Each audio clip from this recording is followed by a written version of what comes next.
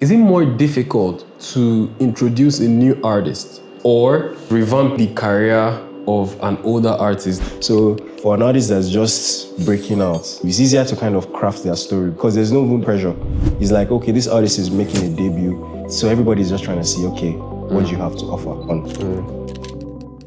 Meet Victor Momoh, award-winning music publicist, working with artists like Psycho YP, Lime, Azanti, and Kemuel. From switching paths in computer science to shaping culture through storytelling. And this is his story. I grew up away from my parents. I was very isolated as a kid. I used to have this journal where I just write stories. So now it's just kind of like a full expression of that. And at the end of the day, it's like, no one man is an island. You can't do it alone. You kind of have to be in servitude. Sometimes I sit down alone and I'm like, it's pride. Like, why don't you just go work for another person? And sometimes it's scary, brother. It's scary, brother. Like, in business, at the end of the day, you have to learn to give grace. Like, the ones you can control. The ones, like, beyond your control, allow. I'm not trying to fight all those things anymore. It's whatever you see, you see. Whatever you get, you get. Do you understand? Because you're not just where you need to be. So you just be thinking about it like, how far did I fuck up my life? You're one of those rare people that studied you studied something and then using that thing to earn. Yeah, kind of actually, because how do I say it? Like, no, I think I didn't start off as a music enthusiast or a music business person. I actually started off doing computer science. Computer science? Yeah, in AUN. American University of Nigeria. Okay.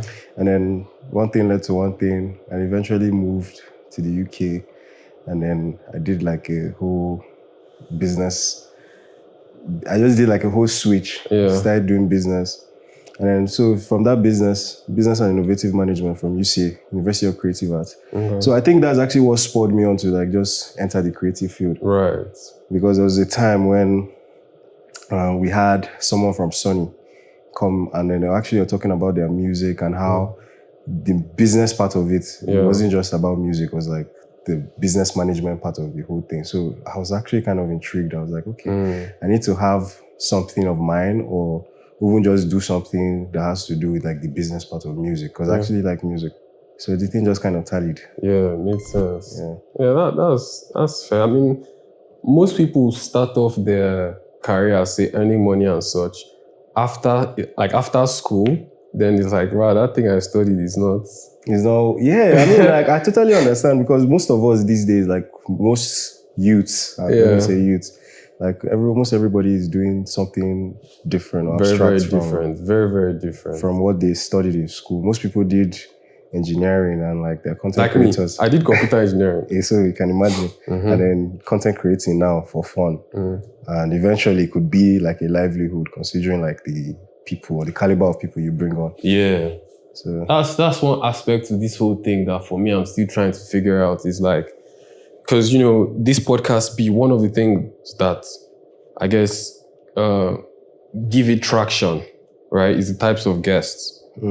But for me, entering this, I'm not necessarily the most outgoing type of individual. You get, so for the most part, it has to be outreach, cold outreach. Yeah. Then perhaps sometimes people have relationships with and all. But yeah, man, like you were saying, it's fun, but like there's a business aspect to all of these things. There is always a business aspect. Yeah. So like, I can't even lie. Like, I like business, and I didn't know that until I tried. Like, I was doing computer science for like 3 to 4 years.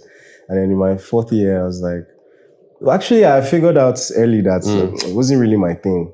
But I think from my third year, I already told my dad, like, look, this computer science thing, I don't really think it's for me, man. Like, I think I'm trying to do something more, I don't know, I'll maybe say vocational or something. Something just easy on me. So, and then I made the switch and it was easy, man. Is it easier, like running artists, doing the distribution? Yeah, I mean, for me, it's mainly marketing. Like, I'm thinking about it like I'm just in the marketing part of music. Right. I mean, obviously, distribution too, it's still there, but it's just like it's easier to have a plan and go with it and with business management is mainly putting up a plan and going with it, putting on the deliverables. So for me, I mean, it's easier, man. It's easier, like, right? Considering, I mean, some people find other stuff easy, but for me, business management comes kind of easier, straightforward. Yeah. We'll get back to the video in 1 second. Just give me 1 minute. I want to let you know that I'll be doing an open mic in Abuja. And if you want to RSVP, please comment on this video. I'll send you more information about the open mic. And it's about hanging out and interacting with everybody and meeting everybody. So if you want to RSVP for that, just comment down in this video and I'll send you more details about it. Thank you. I was looking through stuff online and just checking, because to some degree, I think we have even the same line of work. Because what I do is marketing strategy for clients. And then me thinking of how best to position myself, even in this space, to reach out to more people, have more impact. And perhaps have like a grounding where I can also, I guess, send out my own worldview and messages. That's why I even started this. So for me, I actually see it like work. But then I have this thing where it's like, if you're enjoying the thing that you're working on, it's not necessarily... Actually, that's the best way to live life. To do something that you enjoy doing. Because most people are just living, they're just living through life. They're just living life. They're not really living, like doing stuff that they actually want to do. And I feel like that's like the whole essence of life. Like that's what it's about. Doing something that you love and seeing your way through it. Like, right? So doing something like this now, and then if you start getting paid, well, I'm sure you're getting paid. If you start getting paid, it's just perfect. Because you don't have to do too much to, make money. You just express. Just be yourself. Yeah, just be yourself. And I mean, expression is everything, right? So once you can express, you can live, like you can be free with yourself. Because expression is key. And also, like, I think people, like, we have this thing where it's like, we think creativity is limited to maybe singing, acting, Yeah, actually, some people think that way. And the funny thing, funny enough, I wasn't a very creative, like in terms of drawing or singing. I don't really know how to do most of those things. But what I can actually do is I have an idea of like how I want like maybe an artwork to look like, or I have a design. More on the directing aspect of things. More of the direction part of it. So that's still creativity, right? So I think I lean into that and I say, okay, that's my creativity. Because I mean, I can't draw, I can't sing, but I mean, I can impact my vision on someone. I kind of feel like that's like some creation, right? Because it's like, I mean, I look at it like you can curate inanimate objects and express your creativity that way, or you can sort of curate people. That's interesting. And also express your creativity that way, because it takes a lot now for you to understand somebody, because now it's your vision in addition to their vision for themselves and of themselves, right? And you guys are merging all of these things together and presenting to the world. There's an expression. Yes, Yeah, I mean, I respect it, man. Like, to be able to make someone produce something that you've thought about. Right. That is, they don't even have these thoughts. Or they can create and they can. But for you to be able to like kind of pass that messaging, and let them now bring out something interesting from that is... and that's good, man. So I appreciate you, man. I appreciate you for coming to do this, man. I have a lot of questions. Like, have we started? We have. Oh shit! I thought we were just gisting. Yeah, we have. I mean, so I mean, like, one of the things I had like in my mind to speak to you about was like the idea of managing people, the idea of like the PR management. Because that's my publicist, PR. I actually won Publicist of the Year at the GMA for the Unsung Heroes. That was a thing. So I guess I'm on a song hero. The Galaxy Music Awards. Okay. So it's hosted in Port Harcourt. Okay. There's one going to that's coming up in March or sometime in March. They do it annually? April. Yeah, annually. Okay. So they did one last year, the Unsung Heroes. That was the theme. And yeah, I was Publicist of the Year. Lovely. Congrats. Thanks, man. I went against Gracie May. I don't know if I'm a better publicist than her, but shout out to her. I think Adeshope too was on there too. Okay. Yeah, so I mean, it wasn't about the names I was up against. I don't even know if they were interested in being publicist of the year, the GMAs. Yeah. But yeah, I think my support system at that point kind of showed. So yeah, PR publicist, that's my main. I didn't always think I was going to be a publicist because I started off as an A&R. And I mean, it's not like I wasn't getting jobs as an A&R. I was, but at the end of the day, it's like you could have a choosing of like, okay, this is what you want to do. Yeah. And then the work that just comes to you is just PR. Facts. So yeah. And then plus it's just like, it's more lucrative to be PR or publicist in the music industry than, I mean, I don't want to take credit. I don't want to discredit people that are A&Rs in the industry, but it's just more like I found something that's kind of works for me. Yeah. And it's more of like storytelling, that PR aspect of it. I really love storytelling. I think, thinking about it now, when I was much younger, I used to have this journal where like I just write stories. So now it's just kind of like a full expression of that now, translating that into like the business aspect, then telling stories of brands or telling stories of artists. Yeah. It's a lot easier for me that way.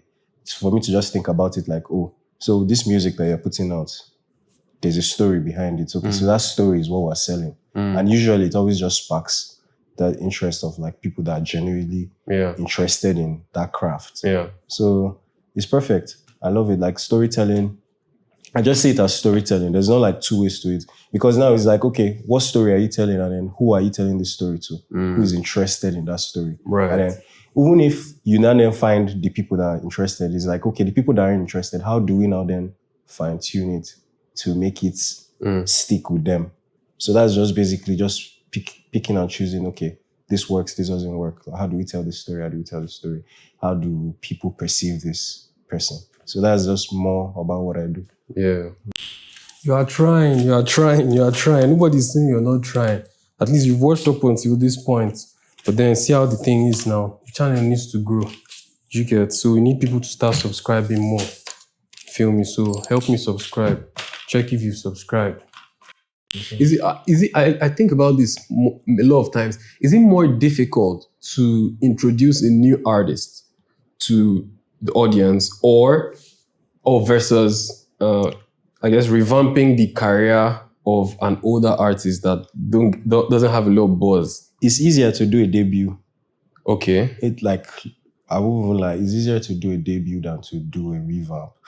A revamp is like people already know you and they can always just associate you with what they already knew. And then plus it's like if you're not doing better than what you were doing when you did the revamp, it's like it's not going to stick. People are still just going to ignore. And there's a lot of artists that have done like a rebrand, changed their names, and like, people don't even know the new name. People don't even know who it is. So, but for an artist that's just breaking out, the debut, it's easier to kind of craft their story because there's no even pressure. It's like, okay, this artist is making a debut with an EP or an album. So everybody's just trying to see, okay, what do you have to offer? So you just have to make it as good and make sure the storytelling is as clutch. Make sure that everything, maybe all the assets that are like supporting the release are just good enough. Then people will just key into it. Because once you're putting out quality, some quality things like that, it's just people like tend to pay attention to you.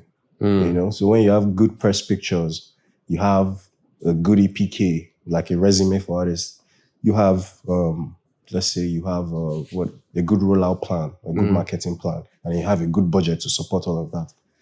It raises eyebrows. Like blogs, for instance, they are more interested in highlighting you because you have a visualizer or you have a music video or you have good press pictures to support your release. Like, oh, this guy's making a debut.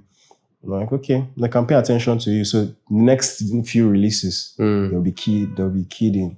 Yeah. So yeah, that's just it. Yeah, I like the idea of I like seeing when somebody that is already in the game comes in and is bringing a different, what do you call it now, side of their personality. 100%. It's an interesting way to look at it. Don't get me wrong, it works. So like people can revamp. Sometimes like, I mean, like talking about this revamping, like we did a rebrand like last year. No, 2024 actually, in March. We did a rebrand.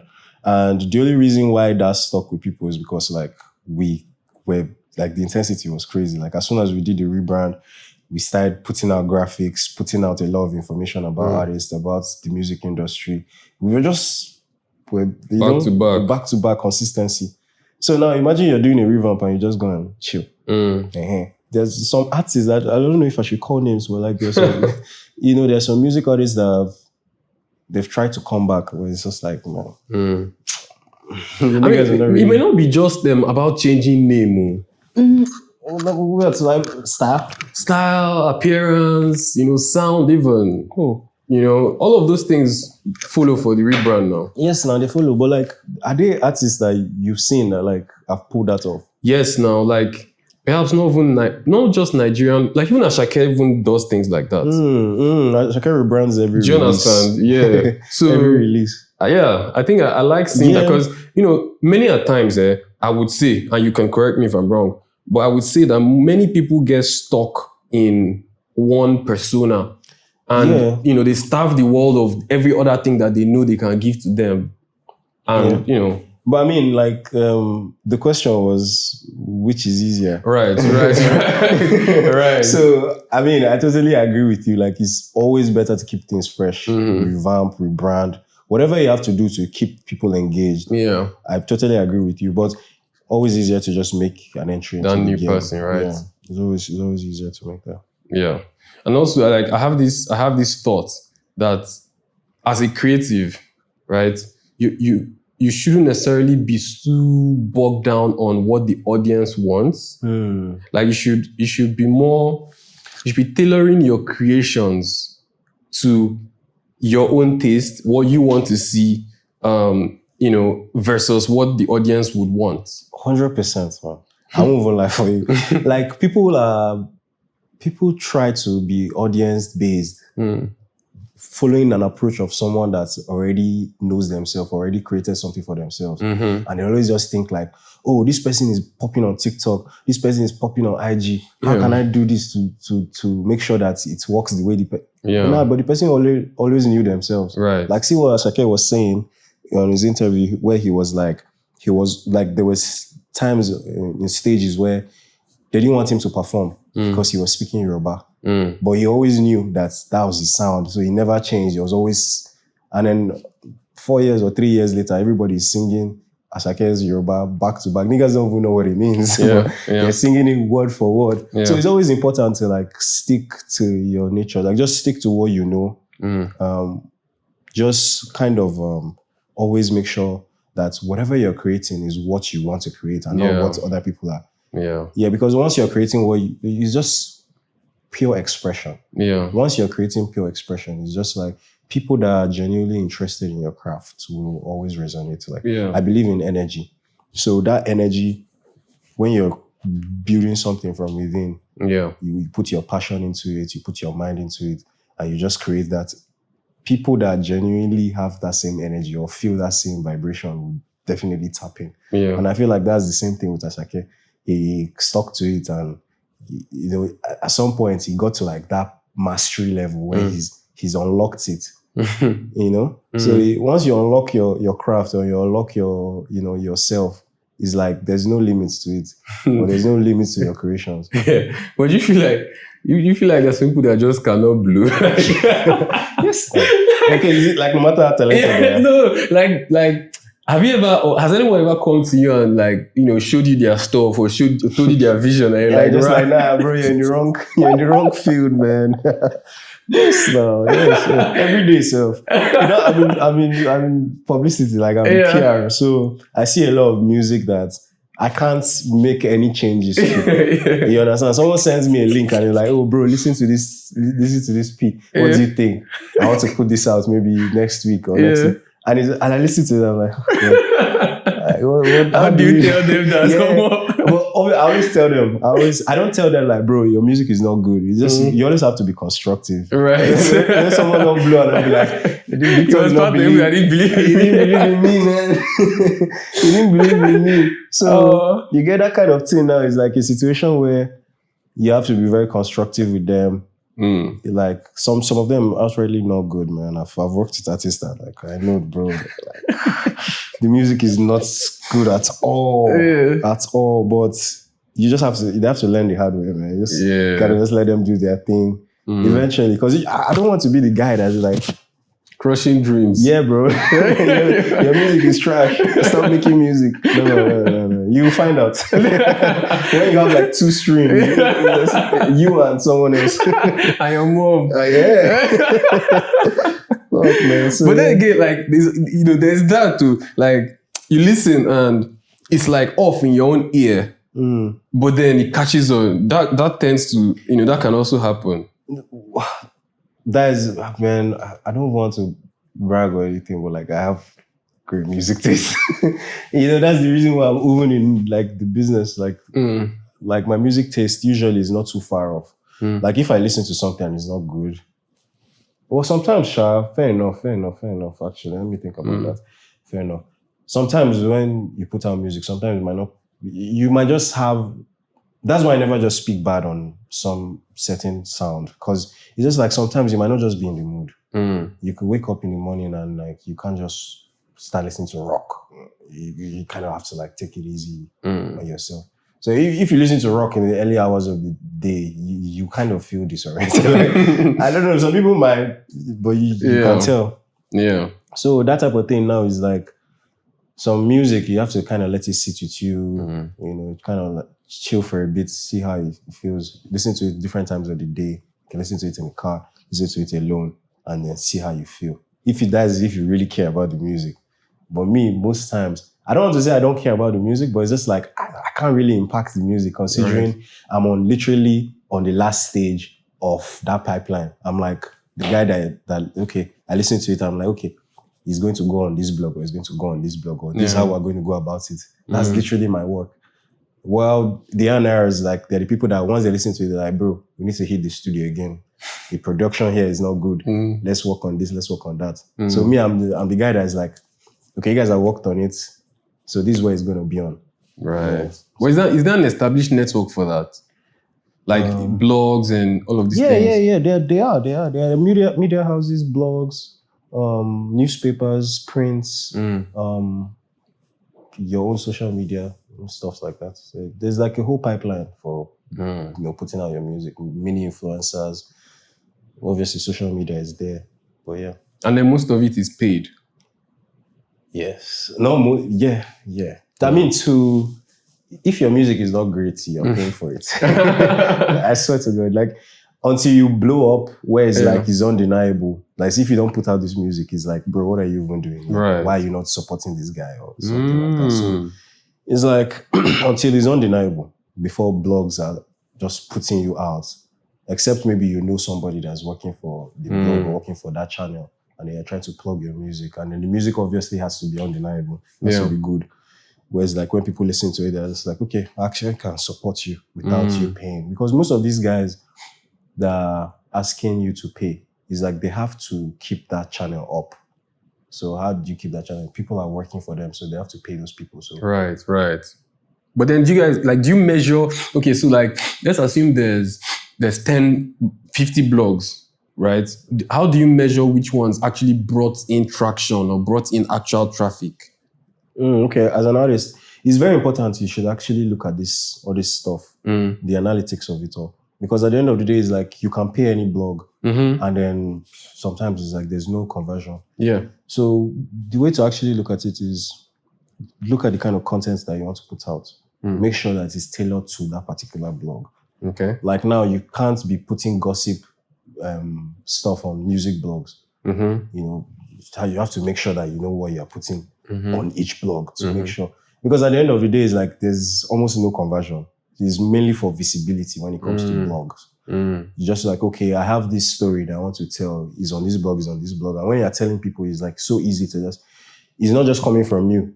It's also coming from that blog. It's coming from that blog. Yeah. So that way now it's easy to tell the story than to just say, oh, I have this, I have that. There's other blogs saying, there's this guy that has this and has that.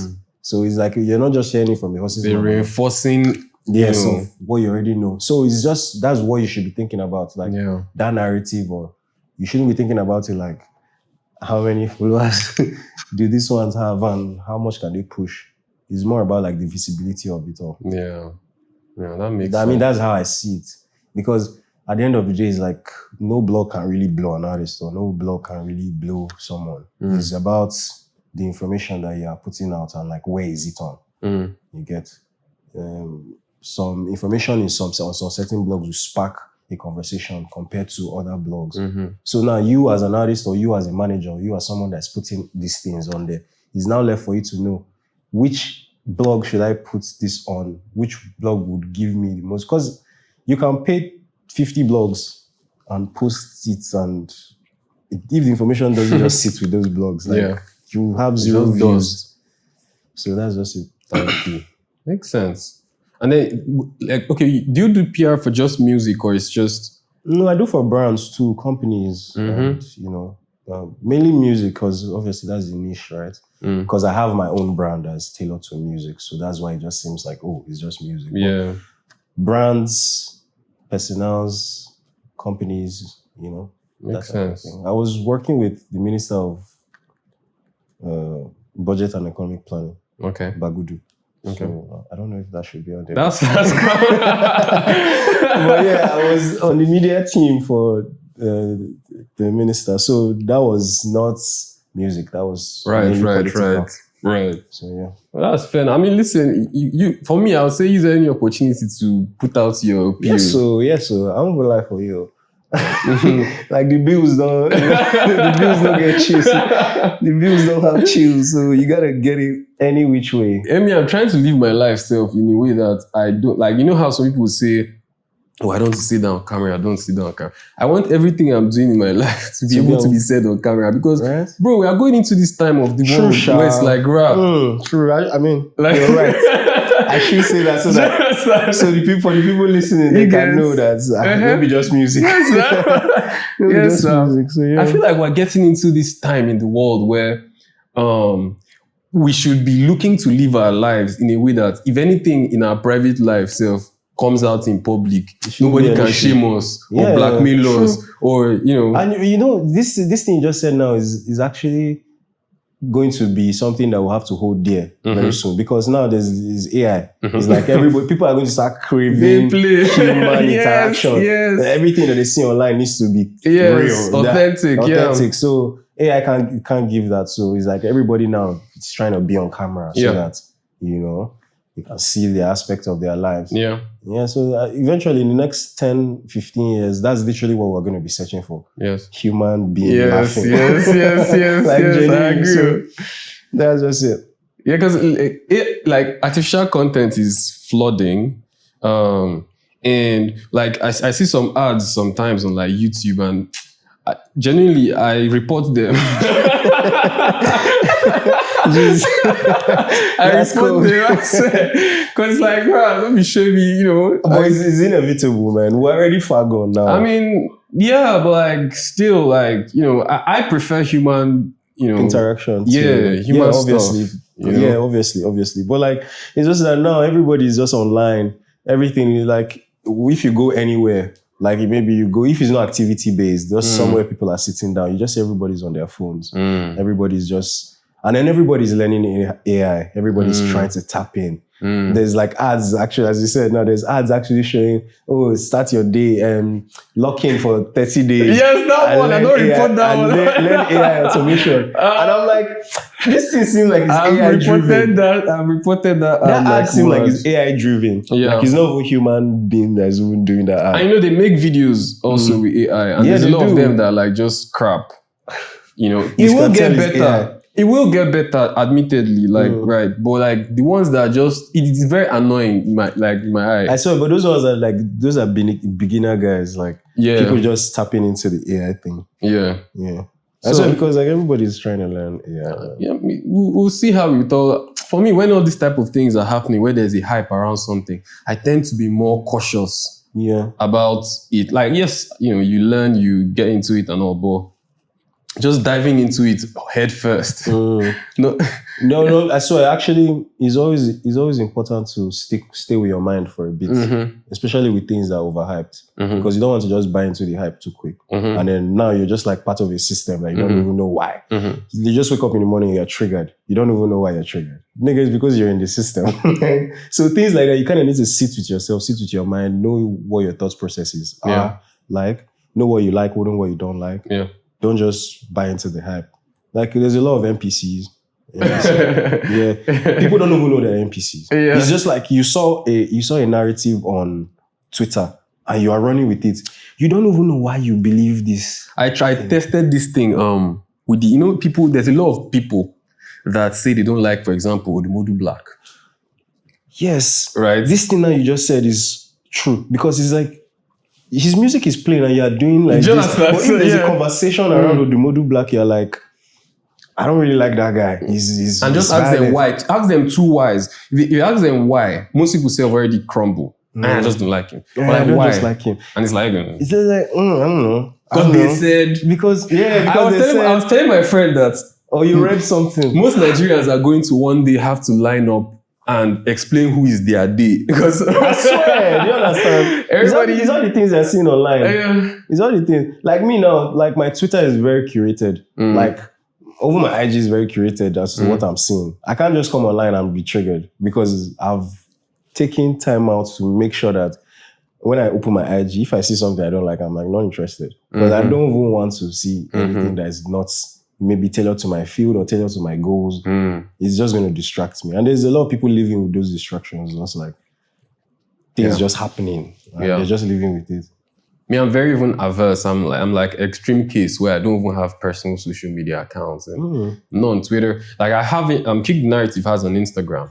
Right? So evidently like push the content and all. But like me personally, man, I'm just not. Yeah, I mean, like my whole life just kind of is online. Yeah, like, I mean, it's your work too. So the kind of work I do. But it's difficult, Shark, having a personal thing and then having like your brand, especially when your brand is like in the startup stages. Yes. And you're trying to make sure that you're always online. So there was a time where I wasn't even paying attention to like my personal things. Like I was just always online on music content. But as time went on, I've been able to now delegate that away from and now start focusing on like doing personal stuff. But like it's a lot harder. And I don't even mind living through my brand though. Like living through Kick the Narrative now is not an issue because you are still seeing other information. Right. But I don't really care, man. I think just for me, it has always just been a case of like when people started doing social media back then, when it was like Facebook, To Go, I joined To Go, and I did I think I got 3 levels up. I just quit the whole thing. I opened the Facebook account. It wasn't, I left that. And then that was just it. I don't know, like Facebook, my mom used to be like, don't be on Facebook. It's not good. They used to kidnap people through there or some shit. Like, so I just left Facebook. I never joined. I went to join Twitter. I was on Twitter. I was active on Twitter for a while. I thought that's even the way I even got like my first music, real music gig, or I would say. Because that's how I shot my shot at Apex Village. Funny enough, through Twitter. So it's still helpful. Yes. As long as you can just know what you want. Yes. Don't be distracted by like the other extra stuff. You'll be able to manage social media. Because that's why people just have that cleanse sometimes. Just like, I want to stay off social media. And the reason why they want to stay off social media is just their inner self fighting to get out, like fighting to express. So it's just like when you can't fully express and then things are just kind of clogging your mind. You wake up this day and you're just like, oh, this person is doing this thing. And you're angry. I don't even know who this person is. They're just online. This person should even influence. Anyways. I think we're all animals.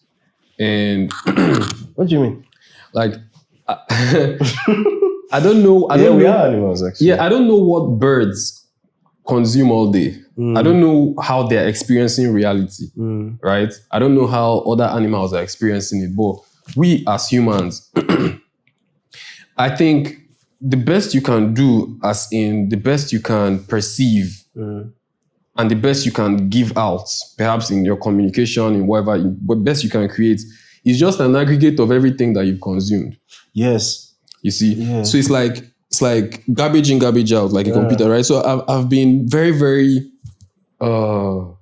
deliberate about the kinds of things I consume. Yeah. So like many of the things that are going on in and around everywhere, what's going on in this person's life, I genuinely don't know. So the things that I've now been putting inside of myself are only things that I guess will facilitate the things I care about. Growth, yeah.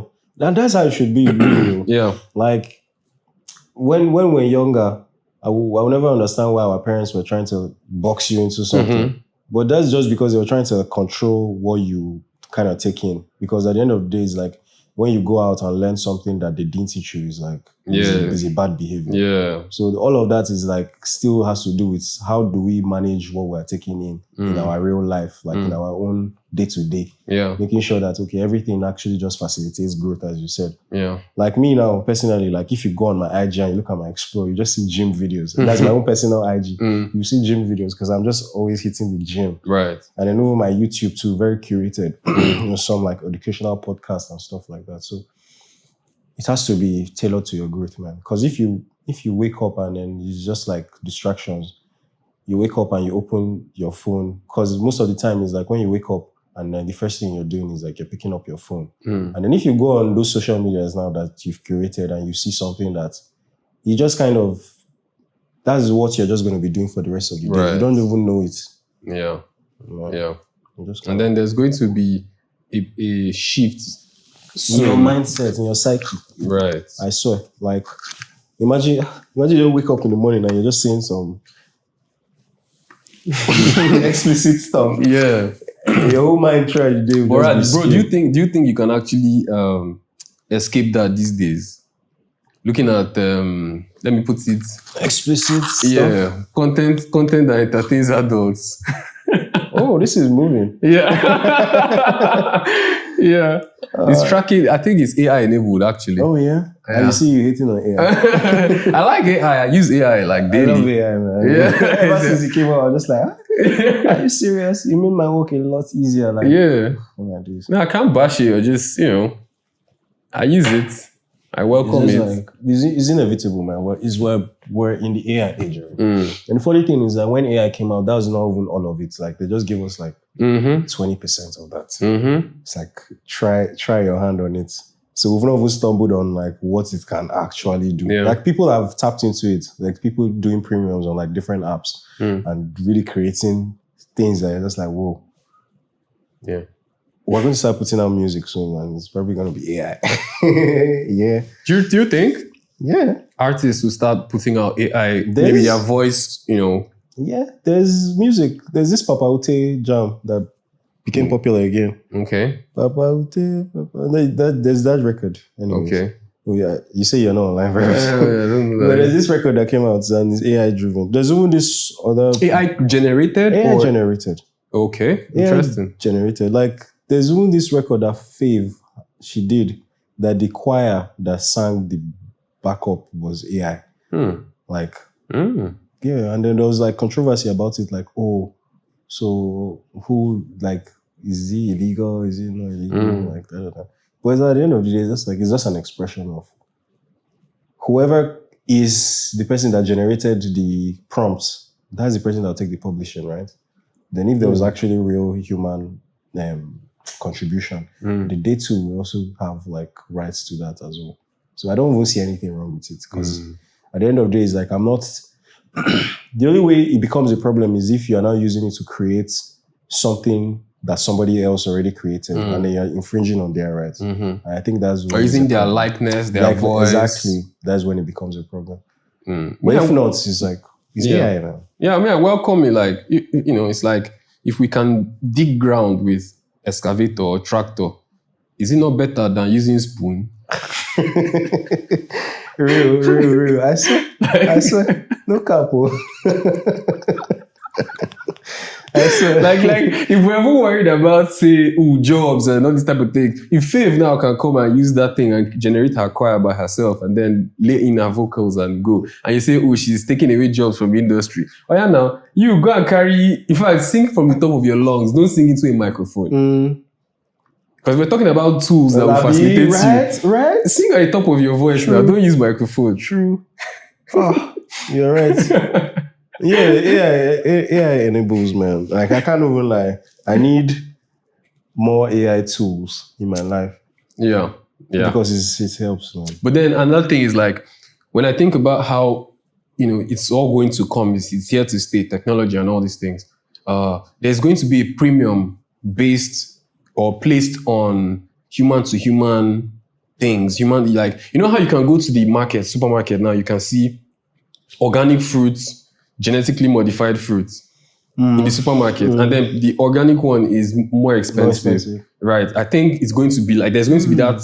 Yeah. Okay. Duality in the market. Okay. Just the same way we now have recorded concerts or music, and then there's live shows. Some people prefer those live music. But what if AI is more expensive than human interaction? I don't think it will be more expensive because it will be easier and quicker to be generated. People tend to appreciate that. Because now, if you think about it, it's like you're using an app, and then to add AI to it, you have to pay more. So imagine if that's the case, where it's like to actually patronize an AI-driven thing is like you have to pay more money for it. But I mean, I get what you're saying, Sha. Yeah, so the way I think that thing goes actually, but you know how when new technology comes, it's more expensive, then over time, because the cost goes down with, So I think, AI will become AI tools become so accessible and rampant that people will just rather I don't know. We'll see. I feel you. I actually think, I mean, it's debatable to be fair. Yeah. Eventually, man. But it's just going to be a lot. Yeah. And then people will just have to. Yeah. It's just easy to find, easy to access. Because even if you think about the applications of it, let's go away from music even. Let's say a chef, right? A cook. Would you rather a robot chef making your meal? Or Hilda Basti, you see? Those type of things start. So I guess it will come down to taste for most audiences. Yeah, taste. At the end of the day, quality of it, right? I feel like people pay more for quality than ease. Than easier. People pay for the quality of it all. I would prefer to pay for quality than quantity. So. We'll see. I think it just depends on time and our lifeline. If AI makes our life easier in terms of, say, cooking now. Yeah, maybe we'll adopt that. I sure, because me personally, I would like, in music now, for instance. Yeah. I would want a situation, because we're creating an app 2 years ago. We didn't actually even finish it. It's there, but we've not launched it or anything like that. So it's like there's an AI there that can help you create an EPK as an artist. Okay. So now it's like that AI is very important for us. We're looking forward to if there's a better advancement on that AI to even help us do our work. Yeah. That's interesting, man. So you see now that kind of situation now is our industry is waking up because of Odumodu. Do you think he's the one person that I guess sparked Abuja music scene to life, or it has been a combination of so many people? So many efforts, man. I can't even lie. You can't discredit the other people that have been before Odumodu. I love that Tiffany jam he has with YP. Oh my days. Oh my days. Someone like YP now has been in the scene. Has been in the scene, working, creating bodies of work, albums, consistently for years. And then there's Odumodu that's also been doing the same thing too. But at the same time, he's the one that now kind of got that attention from other states, other countries. So it's it's literally a dynamo effect. There's the guys, them Te Iwar, There's Zubi. People that have been making music behind the scenes that are not they don't want to say, they're not very niche. Let me say very niche. Let me not say, very niche. Their sound is very niche. So like a lot of people listen to their music, but they don't really say, oh, you're an Abuja boy. Right. You understand? Right. But it's a dynamo effect. It's been coming. Right. It's been coming and it's still coming. Like, as you can see now, it's like more people are starting to have more hits record, and more people are starting to get noticed. See, number 11 now just came out from nowhere. Sound God. Rumi's doing something crazy too. DJ Rumi's. So the industry here is coming up. And there's a lot of blogs too supporting, a lot of blogs coming up too to support. So there's an ecosystem now around. That's forming. Yeah, that's forming, for the industry. So it's great, man. That's fair. Yeah, I like love to even be in the forefront of it all, to be fair. You? Yeah. I mean, you're working with artists now. Yeah. I am working with, a number of them? Yeah. Like, if not all of them. Like, to be fair, like, bro, man, we've been in the game, man, like, since, this is our 6th year. Well, this is going to be our 6th year. In April, we're going to be 6. So now we've been working with ABJ, Lagos. And for a long time, I was staying in ABJ, but most of my clients or most of the people that I work with were from Lagos. And evidently so, because like most people that are making music are in Lagos. People are making music in ABJ, but not on a professional level. Not a lot of them even dropping music consistently. So there's that. Sorry. Yeah. I don't even know how I messed this shit up. Did it cut? No, it didn't. I just kind of... Oh, sorry. I kind of messed it up. Is that I told somebody that if they ever see an Apple Watch on my hand or any of these electronic... It's not even an Apple Watch. I actually just got this today. Like someone just gave it to me. Give it to me. I don't like those things like something that has to touch your skin. Yeah. No, if it's not a normal watch. Yes. Or you wear watches. I wear watches, but like I don't like that one with electronic ones. Where have to like phone is enough for me, man. Like it's much screen, bro. I feel you. I know there's so much radiation. Like you understand? Yeah, I totally get that. Yeah. What were we saying? Talking about. Yeah, no. I was just. It's good to digress. It's fine. Like the way I do my own podcast is I don't like it being scripted at all. Yeah. I don't like conversation. Yeah, we're just talking, bro. Like and like I was telling you earlier, it's like people's personalities are the source of it all. Right? I will not have the same conversation with you that I will have with the next person. And that's why I enjoy it. Because like me, I think if you want to do something for a very long time, you need to find a way to enjoy it. Yeah. And if I was here interviewing people, your name is what? Where is your father? I will not enjoy it, bro. Yeah. So I'd rather just talk to you. Have the conversation. Do you feel me? And have you enjoy it because, I don't know where your head is at today. If we speak tomorrow, next week, I don't know where your head will be. Yeah. And it will definitely be a different conversation, type B.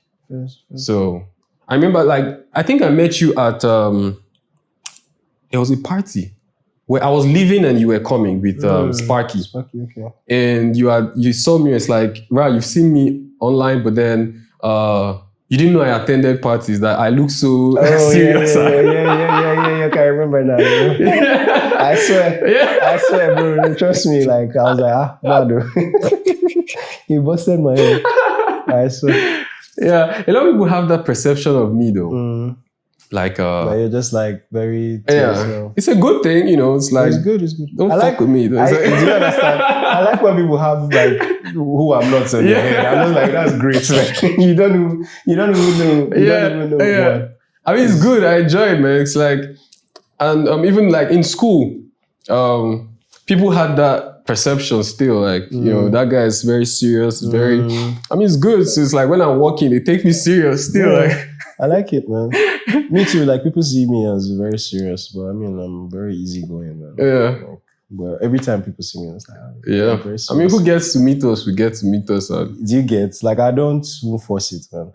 Like, if you have, I don't even, like, I think earlier, no, there was never a time. I've always known the kind of person I was, like, because of the way I grew up. Like, I was very isolated as a kid. Like, I was isolated. Why? kind of because of I grew up away from my parents. And I grew up away from my brothers as well. I grew up with my granny.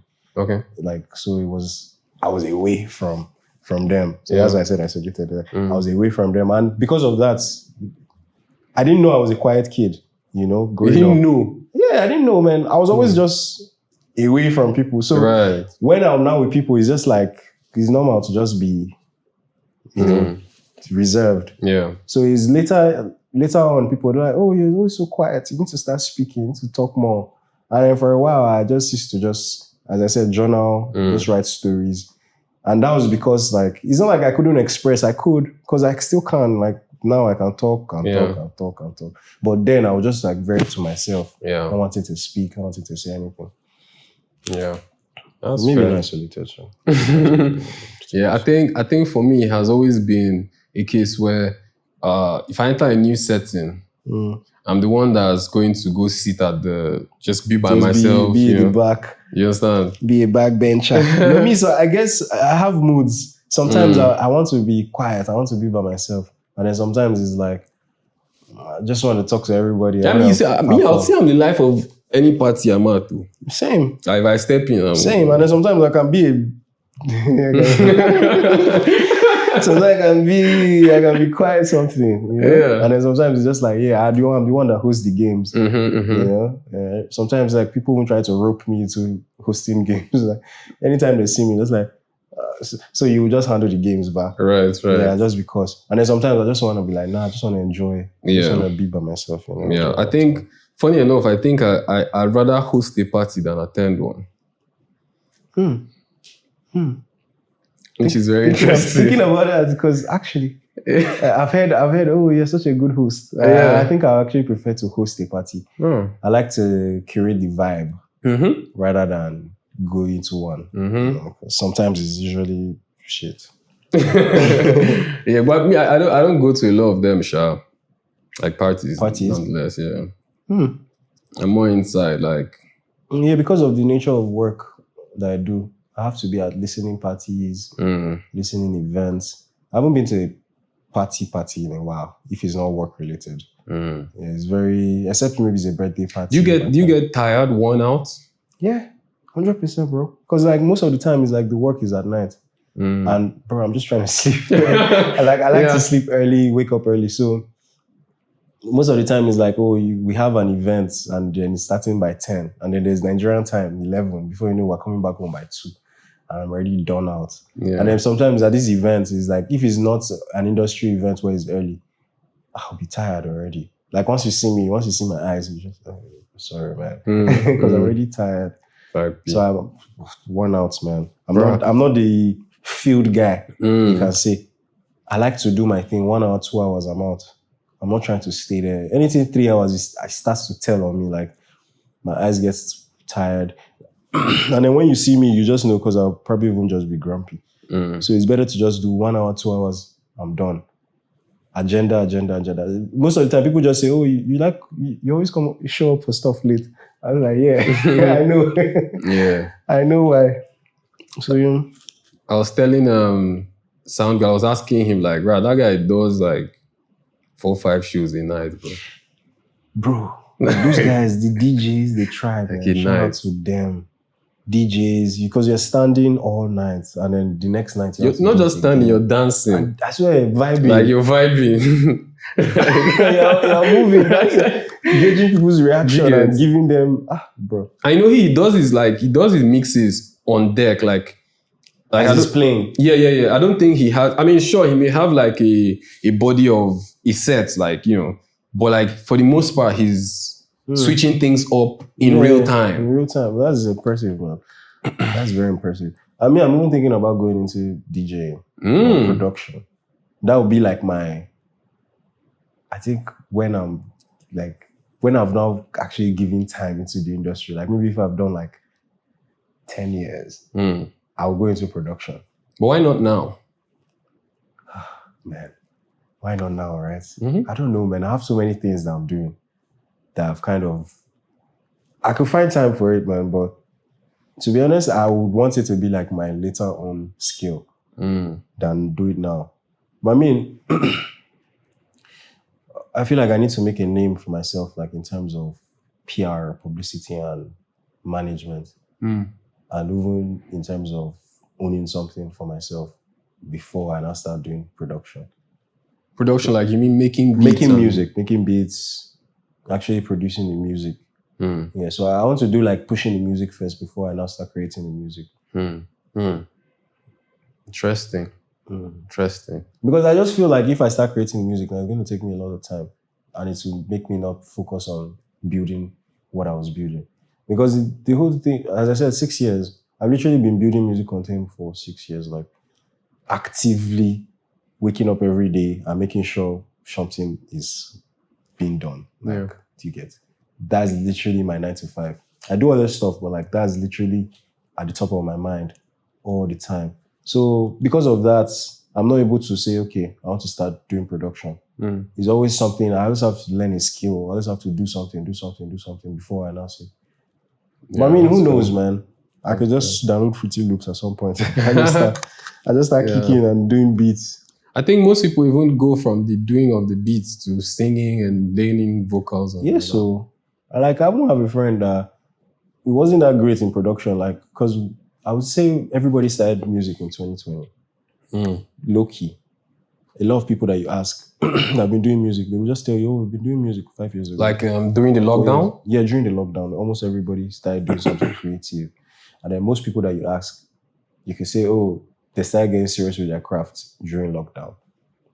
So during that time, this passion or this interest spurred on to start distributing music or putting music out for a friend.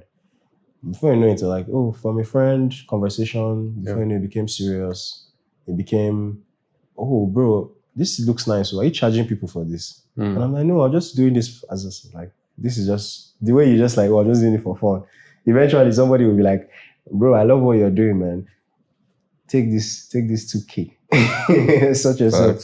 And then you get me. So that type of thing now is like, oh, people asking you, oh, do you charge for this? Oh, do you guys have an IG page? This looks good. I actually would like to see this on IG. Oh, do you have a TikTok? Oh, nice. Oh, you guys charge. Oh, you guys should probably have your rates up. Before I know it became something serious. So yeah. I think for most people, that's how we start. So you start by first just, I think one thing that people are going to uncover going into the next couple of years is you see that thing that you rather even do in your pastime, right? That thing that you know you can do, right? And you don't even necessarily need to go do any further courses on, right? You just have a natural incline towards that thing. Yeah. If you can find a way to, well, first of all, that thing is the thing that you can do for the longest because you enjoy it even when you're bored, you gravitate towards doing that thing.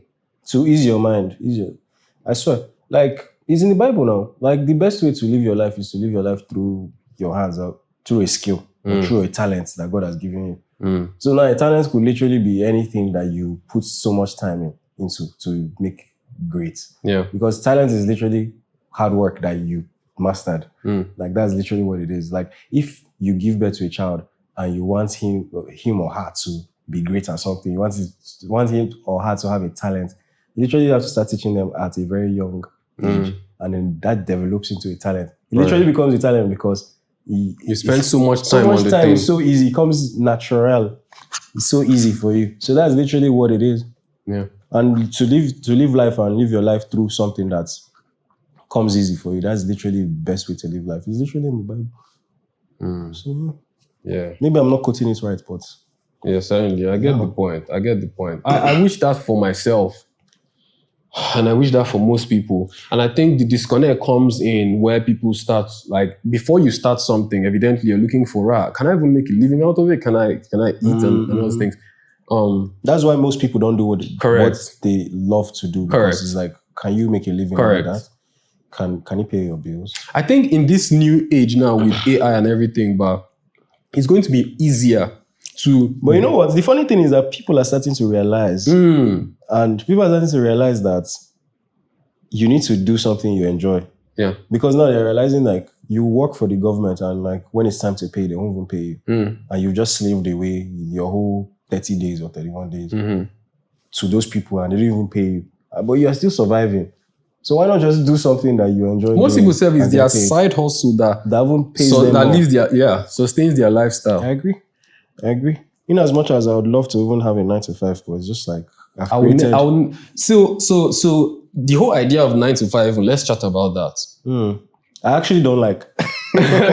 I think the part of it that I love. Yeah.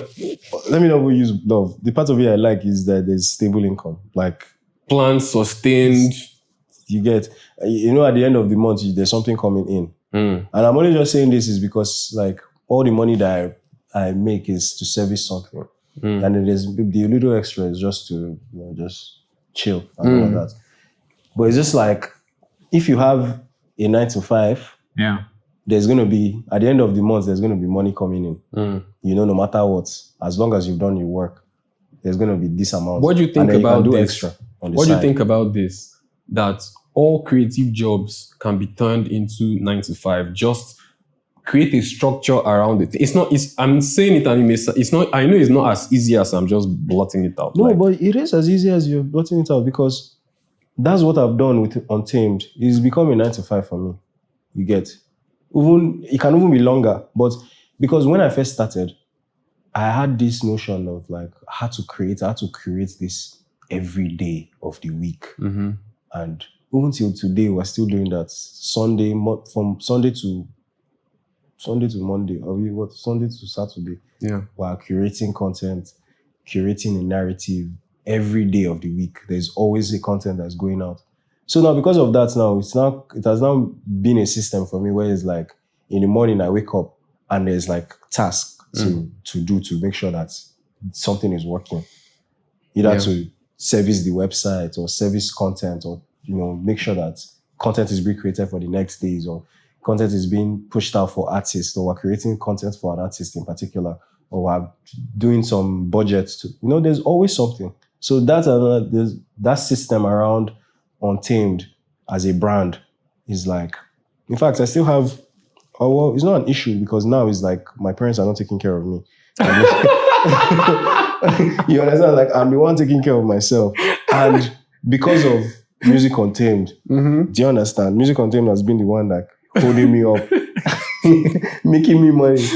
I'm making others money because there are people that are working under me. Yeah. And they're doing it as a 9 to 5. Yeah. Well, I mean, it's a creative venture, so I'm not holding them like, oh, you have to come in 9 to 5. Any time of the day is fine. Yeah, just deliver. Just deliver just do your thing, man. I'm not going to stress you out. At the end of the month, I'll still pay you. But I'm not stressing you out or support. I prefer that. If anybody can offer me that type of job where it's like, I don't have to stress. I can do it from anywhere. That is my ideal situation. I don't want to go into the office and slaving my app. I think everybody is an enterprise. How do you get? You see, so yes, enterprise is not one person. Like you can have your Untamed as the vision, right? As the structure, right? And other people come in and keep I like that too. Yeah. Enterprise. I swear, like everyone, man. I swear, everyone. Because every 9 to 5, quote unquote, is somebody's vision that now there's a structure around it. Then you create roles, then you create deliverables that then form schedules, that then form, you see. So it's like that. Kick and Co is my business.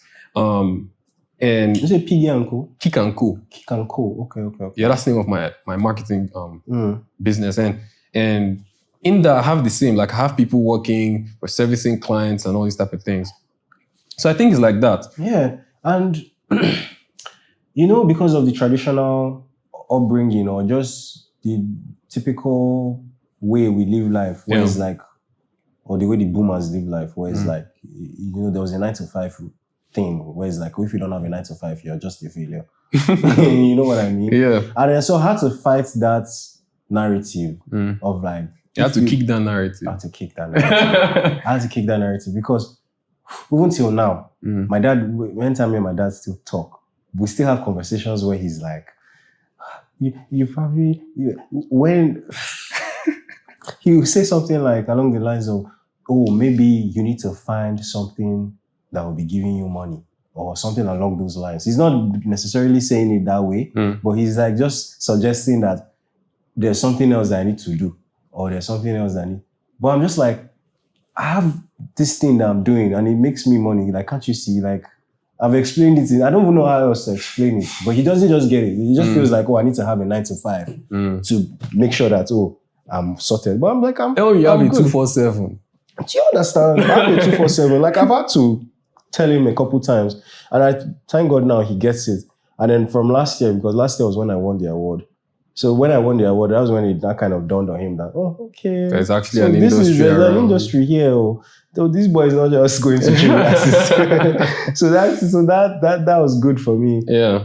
So yeah, man. Yeah, I think, and that thing is like, we that are in our age brackets, we are starting these enterprises that don't necessarily have all the track record to show yet. What we have is, this thing if you walk. If you go walk. Like, don't even fit. Yeah. You go walk. And if they walk, if you never they reach that MTN status yet. Because if I'm working in MTN, you can see somebody else's vision that, that 9 to 5 now forms a ladder, But in Kick and Co, give us 10 years now. Do you understand? Give me grace. Thank you. Someone that gets it. Give me grace. Like on Tim, like, bro, like when you first started, niggas didn't know this shit was gonna be. Now niggas, like, when I'm talking to people, they're like, nice one, especially people that don't even know me from before. They're just like looking in and they're like, man, this is so nice. Like, I love what you guys are doing. This is great. I've seen you guys. And then more people too, like, because people that are patronizing us keep coming back. You understand? So that's a great effort already. And I'm just like, okay, in the next 10 years, because these are the kind of conversations that we're having when I was first year of doing this peak. Like, people didn't really get it. And now it's like, the conversation is different. It's like, people already even know what it is. But I still feel like I still have to keep reaffirming the idea every day into their head every day. And I have to keep doing this. And it's so sad. Well, it's not sad, but kind of is sad. It's the calling. Do you understand? For years, I've been trying to, this is what I'm doing, man. And it's now people are trying to understand. Like, okay, they're getting it. And people still don't fully get it. I still have to keep reaffirming and keep making sure that it's fresh. Keep making sure that it's valuable enough to people to want to bring jobs. I think it's like any business that starts, you have to argue for your case. They argue like mad. You have to argue for your case. So. There are people who have like competitors where it's like people who are still competing with you, and then you've just stayed. You've just been consistent. That helps too. We've tried like 6 years. Damn. Like I remember on my 5th year, my co-founder was like, even funny enough, I didn't even have a co-founder when I started. I just started as we're just having conversations around music. And then eventually it had to be serious, where it's like blogs or not even blogs, where we're reaching out to some platforms and they're not just taking us seriously because we're just talking about it. We don't have any structure. So now I had to now get in my co-founder because he's into like branding and marketing and he's just a very big branding guy. So I was like, okay, bro, we need to create something. So you guys merged? Yeah, we had to merge, like where he's like, okay, you'll be providing graphics and I'll just be doing like the kind of like the operations, making sure that everything is working. All you just have to do is make sure, just give me something. The branding is what I needed to have that conversation with those platforms where it's like, oh, we have this artist that we're pushing out to. Please listen to his music. And they're like, no, we'll not listen to it. And then because I now merged with him and he's like, okay, we have this artist that we're looking to, we're music contained. And they're like, oh, okay. Let's listen. Right. So that's literally just, and then when they check and they look at music on team, they see a logo, they see the colors, they see the branding, they see everything. Everything just looks fresh. And I'm like, oh, okay, I'll work with you. Yeah. And then over time now is like when people are looking for where to put their music or who to strategize their music, they would just actually like reach out to us and like, oh, music on team, I see what you guys are doing. You guys are strategized for these people. You guys have put these people's music out. Please put out ours. So it's just been great. It's like trying to, build that up. So I just look in the next 5 years, like, I mean, I don't think it's going to be the same conversation. It's going to be something else entirely. So I'm looking forward to that.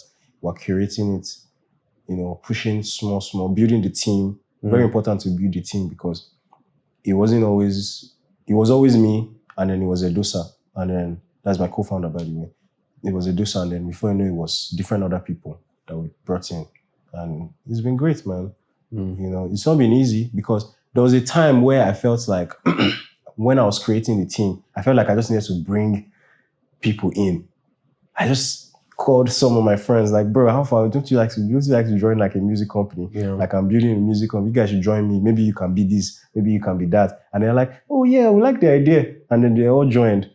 And then it scattered after like, it didn't even reach a year. You know what I mean? Like, few months, people started giving up. Like, oh. In fact, they didn't give up. I won't say that because they never even bought into it. Yeah. They just did it because they knew me, because they're my friends. Yeah. So I learned that the hard way, and that cost me time. Like 8 months, 9 months to a year. I literally didn't achieve anything productive because I brought in a team that their heart wasn't even in it. And I had to learn that the hard way. So as time now went on and I started bringing in people slowly, where it's like, okay, I bring in a content creator and I just stick with that content creator for a while. Then me and the content creator were doing everything the company is doing, like needs to do. Whereas like, if anything needs to go on the website, I would be the one to write that and put it on the website. If content needed to be created about, I'll need to liaise with him and then we'll create the content together and then put it out. So this went on for a long time, where it's like, okay, the graphic designer Edosa is creating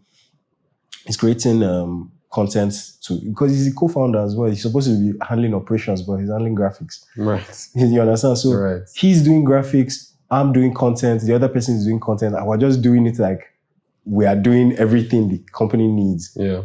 Graphics, content, web post, and strategizing, everything that had to do with it. We're doing it within ourselves. And then as time went on, when we realized, okay, we started making some money. We started paying the content creator. We started paying content creator consistently. Yeah. So now it's like, okay, now we need a writer. Since now we're having a lot of content and we have writers and we need writers. And me now, I'm handling operations, handling writing. So let's get a writer. Start delegating it out. We got a writer. Writer started putting out more content. The content started coming in. Writing more editorial pieces started coming up. And then we got from content creator, we got a writer. From writer, we got like a strategist, a content strategist. And then before you know, we got like some PR people, 2 PR guys from Twitter that would just push out the content that we had. Because in as much as we were pushing the artist, we also need people to push the brand and push the artists that we're pushing to make sure that it's getting to other people. It's not just us that are saying, oh, go and listen to this music. It's our PR people reaffirming it in your mind on Twitter. Low key. Just few people saying, oh, I listen to this music. Before you know it, you're listening to the music and you don't even know how. It's us. We're the ones that pushed it to you. So that's, from then on, PR people came in. Before you know, we have social media people, the social media handlers. Because mind you, as the content and everything was being created, I was still the one posting. I was still the one curating it to make sure that it looks good to people. And then after that, we got a social media person, and then that seemed like it could stay for a while. Before you know, we lost our writer. Not like he died. He left. Yeah. And then we got another writer. Before you know, we started to, you can see there's like a lapse here now because a writer left. We now had to get more writers. Had like 3 or 4 writers. And now to start struggling with how do we pay them to make sure that it serves the company, there's value, they're actually giving us value for their writing, and we're paying them and still servicing the company because we still have to pay for our SEO. We still have to pay for the website. Doing all of this is just like, man, we're workshopping it hard for time. So eventually, like now, it's like stable. This is the first time I'm having a conversation with Kick the Narrative, and Music on Team can literally be doing everything right now, and I'm just here. Like I haven't checked my phone for any updates because people are there doing it. So love it, man. Yeah. Yeah. Most people go through that same arc, man. Yeah. You know, hiring, first of all, having a need, and then you then find that you actually need to delegate that. I went through it. I think that's just the way to go. Yeah, right? You know. Workshopping it, man. Yeah. I say it's very important. Like, most people just give up too early. They don't realize that they have to delegate those tasks. And when it's in the doing that, you then learn all. Even if somebody hears you say all these things, but until you start getting to that moment where you see that, okay, based on this plan and based on this output that we want to solve for, we should actually need this person. We should actually... Until you get to that point in your own structure, you will not know. True. That's why nobody would have told me, man. Because at the beginning, I thought, I was even so angry. I was so angry. Like, after that first year of wanting to achieve the most. Yeah. I wanted to achieve the most. I set up teams. And then nothing came out of it. I was so pissed. I was pissed at them at first. And then I realized, like, why am I even pissed at these guys? Yeah. Like, I was literally just trying to sell them a dream from the start. Like, I was trying to bring them up instead of to try and, spoon, just small. Yeah. I was just trying to offload my vision on them with even the least budget. It's like, I wasn't even paying these niggas. I literally just started off and like, let's try and see how we can get this done. And before you know this, they had like other activities, other engagements. So I couldn't. I think that's one of the things that if we can get it right, right? That's the delegating. Yes, like getting the right people in and getting the right people that are there, understanding that it's not this year that we'll see everything that is promised. It may not be next year. The funny thing is, like, you think that happens in your first, second, third year. I swear. It happens even in your fifth, sixth year. I'm still having to, like yesterday, I had to, like, because now we don't just have one or two graphic designers, we have three. Yeah. So the third guy now, I just brought him in. So now, like, I literally had to, I paid him and I was vexing because it's the situation of this guy.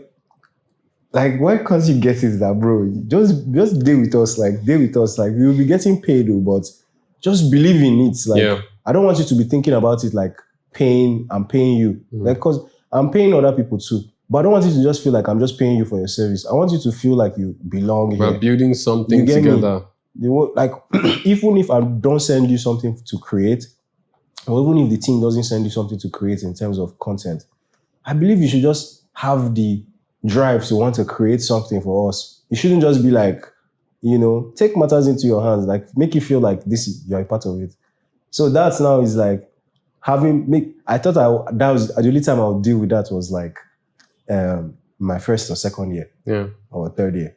But I'm still dealing with it in my sixth year. I still have to convince every other person I'm bringing on to want to be with us.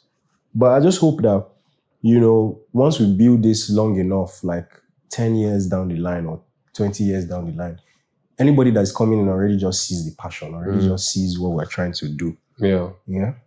So man. I think that's how it goes.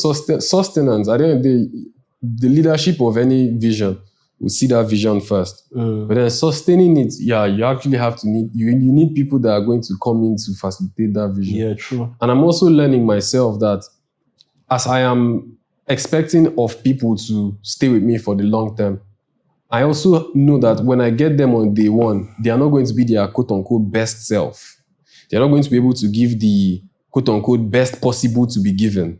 You understand? So as me, I'm getting better in my own role.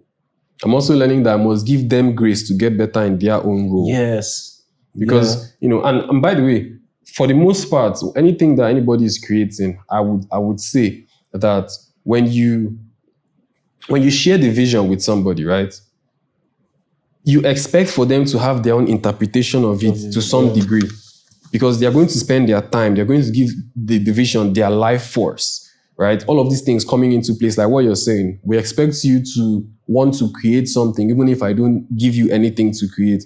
But if you understand that this hazy X that I described to you is what imputes into it, do you understand? And then over time, the vision tends to be, the outcome, tends to be whatever I put in plus whatever you put in. If we all put in our best, we just envision something beautiful, and that's what we tend to see. Yeah. One man know they build company. Yeah, I swear to God, though. You're right.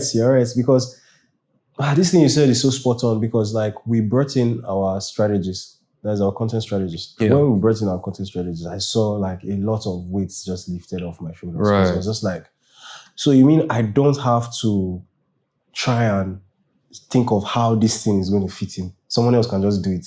Yeah. Perfect. Yeah. As soon as that was done now, before we had like a very solid gig coming. And the reason that came in was just because like now I was not able to now pivot. Yes, you look at a broader scope of things. Yeah, you get me? Like I was able to now look at it. I was like, oh, mad. And I was not able to reach out to the person and now have that conversation. And I felt like I wasn't going to be able to have that conversation if I was still focusing on creating. True. And I'm learning that very much so. And there's still so much more in front to like learn and do, even for myself. Yeah. Like there's so many things I've been wanting to take on for myself, but I've not just had that time because I've always just done all the roles, man. Yeah. I've always done everything by myself. Yeah. So now it's like, okay, I can now focus on acquiring a new skill. Like recently I've been telling my friends, I probably want to go into trading or I probably want to do something else because I've put so much time doing these other roles,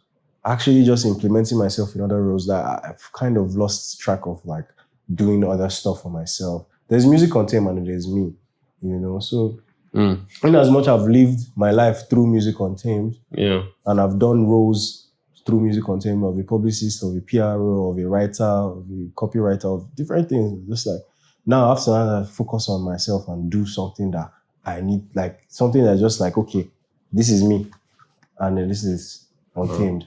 I'm finding it difficult to have that separation. No? Yeah? Yeah, I think... It's not easy because even myself, like, I've been music untamed for a while. There's some people that see me are like untamed because that's literally just all I've been. Yeah. In fact, there's sometimes like when I'm going outside, like what I'm wearing is literally music untamed shirt.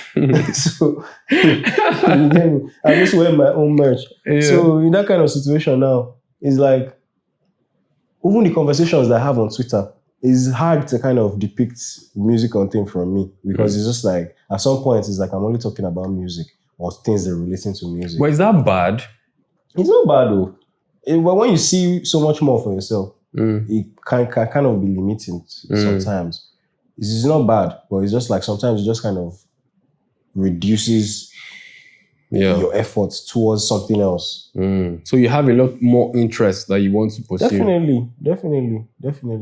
Yeah, definitely other stuff. And the funny thing is that aside you having this conversation on Kick, right? There's still something else that you're interested in that you're not giving so much time to. Hardly. For me, hardly. Yeah, you wouldn't think so because this is what you're passionate about and this is what you're locked in for right now. There'll be a time where it's like, let me just do. But I can kind of see the dynamic with it, right? Because you're the one in front of the camera, you're the one having the conversations, you're the one in here. But if there was a host, for instance, someone doing the talking, and then you were the one just strategizing, you would want to think of something else, something else on the side that you'd just be doing. Well, funny enough, I think if somebody wants to attain, like you said, that greatness or that, I think you shouldn't do too much in life. You gotta be locked in. Like don't do too much. Like me now, I'm ready to be on this music P for a while. I see myself like, I didn't even think it was going to be music. Funny enough, I never just knew what I was going to do in life until I started doing this music shit. Like, until I built music content and I'm like, I'm going to die here. I'm going to build this shit for 50 years. Nigga. That's the energy. Yeah, I'm going to build it. Like, I'm going to keep workshopping this P for 50 years. Like, you're going to watch me do it, man. Like, there's some of my friends that are like, you're still doing this music P. There's someone that hit me up recently. They haven't spoken to me in a while. Like, do you still do your music stuff? I'm like, do you think this is a joke? Like, what do you think this is? This is like my livelihood now. Yeah. You get me? So I'm going to keep workshopping this. But I would love to have something else on the side. That's not PR, just something else that will just fetch me some extra money. I mean, there are other things too that I do, but I would love to have something on the scale of music content too on the side. You know what I mean? Maybe that's just the go-getter in me, Sha. Right. Because at the end of the day, we are multifaceted and we cannot balance a lot more than we think we can. Yeah. I've just been waiting for Untame to be... I'm waiting for it to be balanced, work on its own before I'll say, okay, let me do something else. But until now, it's like Untame still needs me hard because these people that are working for the brand is like, they could go anytime. Yeah. So I need to be present. I need to make sure that they can feel me there. Like, because Untame at the end of the day, like it or not, it's me, it's my expression. You understand? Whether I like it or not. What do you think about this thing? I think a lot of African businesses and African business owners, right? We don't milk our industry to the last as much as they do in the West. Like you see somebody that will start one thing in the West and they are starting this business and they are hitting, like YouTube, for example. If somebody wants to do YouTube, you find that their attention is so fragmented that they don't hit they're not mentioned among the greats on YouTube. Hardly do you see it. Do you feel me? Like most or many people that I've seen that create something in Africa and Nigeria are too fragmented. Do you get? And they never just, they don't squeeze out the industry that they start with to the last. And I think that comes down to that whole thing that, you know, in Africa, we don't necessarily have the best maintenance culture in most things. We start, we do, it turns for a while, we're up to the next, it turns for a while, on to the next, you know? That's actually our biggest problem. Not even just in Africa, but like, especially in Nigeria. Maintenance culture. Maintenance culture is so poor. We're always just on to the next. On to the next. Nigerians, normally, we are classists. Classists? What? Like, in what sense? We believe like we are above so many things. Okay. Things like, there's some things that people do, that people go to do abroad that they won't do here in Nigeria. But because they see it as degrading here in Nigeria. Like what? Like being a care worker, for instance, like doing like a blue collar job or something that's menial. But you do it abroad and get paid just because it earns more, right? Right. So it's the same thing with like the maintenance stuff here in Nigeria. Right. It's like you don't believe like you've built a house now, or you've built like a good playground, and now you're making money from it. Why can't you put some money that you're making from it back into the business? Why do you feel like you have to flex the money? Like you want to, like you don't want to live on your means. You just want to live a luxe life, as opposed to, bro, like you can literally just maintain and double down on what you are doing. But no, as you said, milking the industry. Why can't you milk your shit? Like why can't you? Okay, now you have a playground. You've built a playground. You've built a mall. Or you built a cinema, you're making 100 million from the cinema. You want to eat all the 100 million that you're making from the cinema. As opposed to opening a second branch, as opposed a to third opening branch. Do you understand? As opposed to opening all these other brands, or even servicing the cinema that you currently own. Yeah. Like, it wouldn't be great to even put all that 100 million back into it. Because, I mean, that's what made it now. That's what I've done thus far in my business. That's the only way to grow, low I key. swear, like, I want them, like, all the money. Like, go back inside there, anyone. I swear. Go back in there. I've been betting on myself, like, since I started my business. Like, I haven't done any other thing with my life, brother. Like, do you understand? And sometimes it could it's scary, you, brother. right? It's scary, I brother. know, like, bro. It's like, right, are you even stupid? Trust me, I know, man. There's sometimes when I'll just be thinking like, man, I hope I didn't just... Do you understand? I hope I didn't fuck up my life. Do you understand? Bro, once you now, like, you think about it, because you're not just where you need to be. So you just be thinking about it like, I hope I didn't make the wrong choice here. Or... I've done things for my business that... Sometimes I sit down alone and I'm like, right. Sometimes I even tell myself it's pride. Like, why don't you just go do something? Like perhaps go work for another person or go, I tell myself, like, are you not just proud? Like, like it's not just pride that is making you, type B. And I think those are limiting thoughts still, but like, it comes. In my industry, the way I've been able to control that is I actually work for other people. I swear. Just in case. I was like, bro, just in case. I work for other people. Like, I'm publicist for the Zone agency. Okay. And I'm publicist for Apex Village as well. So now those two companies, those two brands, like, it's not like I'm working for them, man. Yeah. Yes. Because, like, I also believe in their vision. I also believe in their goal. As long as me too, I'm also doing my own stuff. So, like, I know there's my own thing, and I know that I have to be in servitude. Because at the end of the day, it's like, no one man is an island. You can't do it alone. You need to have people that you look up to,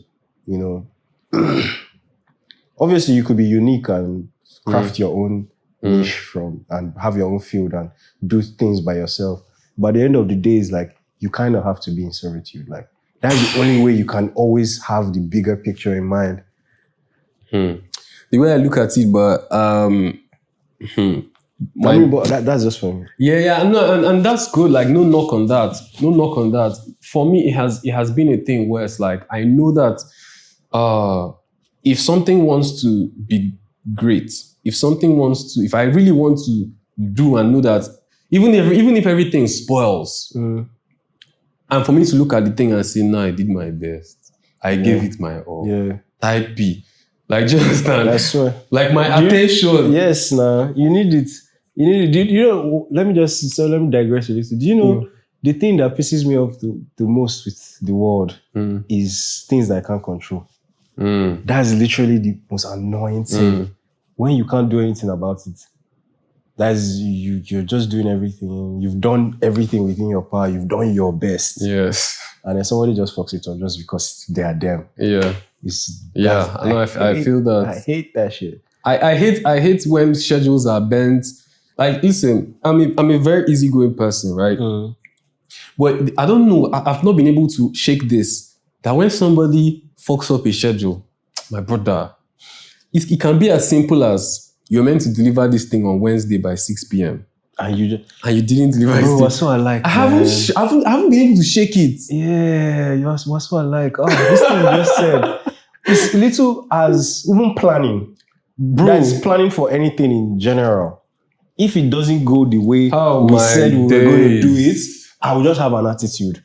I'll try my best. I'll try my best to live with it. But you can see it on my face. I'm having an attitude. I'm like, cool. We can actually improvise, but I'm just like, man, why? You said you're going to do it like this. Perfect. Yeah. Like we're creating art here, brother. You said you're going to do it like this. Why are you not doing it like this? It would have been perfect. You know? And you're right, man. So, and you know, I'm learning also, like in business, at the end of the day, you have to learn to give grace. Like the ones you can control. The ones that are out, like beyond your control, allow. Like you see that allowing aspect of the whole thing is, I mean, I don't know. I genuinely, I don't even want to shake it off because... No, you need it because that's you. Yeah. It's your true self. Being a stickler for time has helped me progress in a lot of ways. Sorry? Sorry for coming late. Just in case. Yeah, man, like I used to try and fight things that are my nature. You get, like, I'm this kind of person. And I'll be like, no, I'm trying to change. As I'm getting older now, I'm not realized that if something is the way it is about me, that's the way it is. Yeah. And I'm not going to fight it. It's the cards you have. Yeah. Like if I'm like, because I used to get that, like I'm a pretty straightforward person. I'm actually very straightforward, very stern.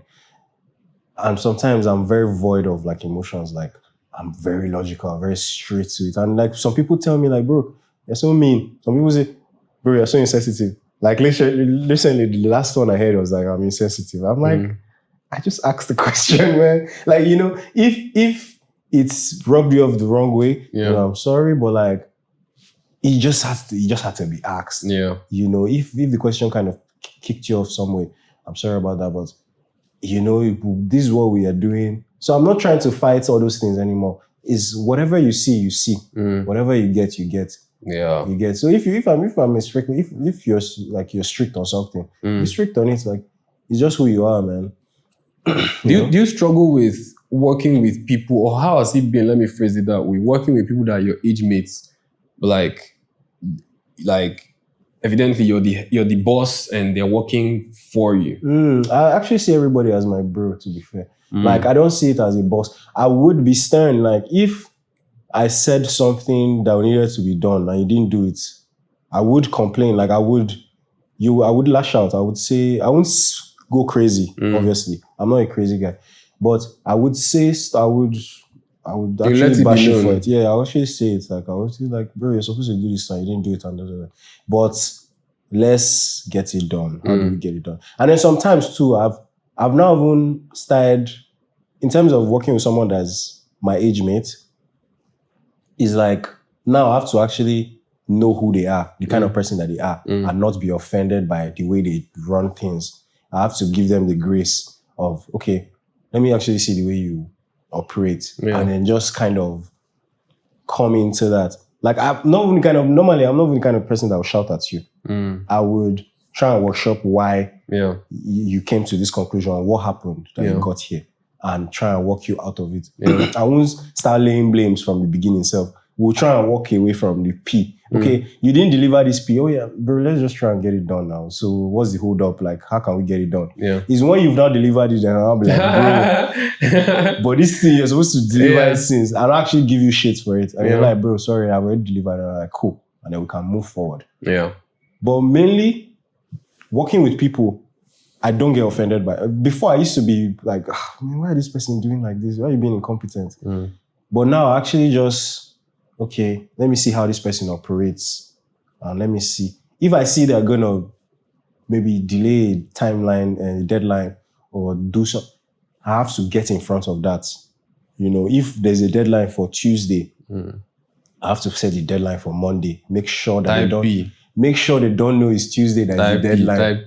You understand? If I just know that you're going to delay, or if I know that you're not even interested in doing this thing, because at the end of the day, if you ask somebody, how far can you do this thing? And they're like, oh no, I can't really do it. Don't delegate it to them.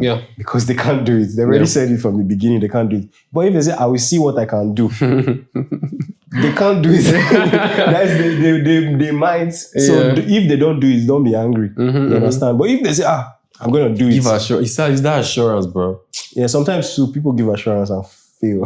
And then I'm just like on them, like, bro. And you know what, I have this thing where I really hang on people's words.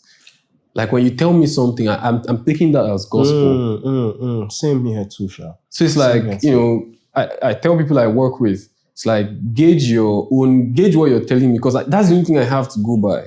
Yeah, true, Sha. You also have to give them a little bit of grace. Like you have to give them a little bit of, what's the word? I forgot it. Is it leeway? Leeway, correct, yeah. Left or right. Either they do it or they don't do it. So you just have to always, if they say they're going to do it, you'll be like, okay, cool. But you have to wait till they do it before you're not like, cool. You get me? But don't lean into it too much. That's not for me.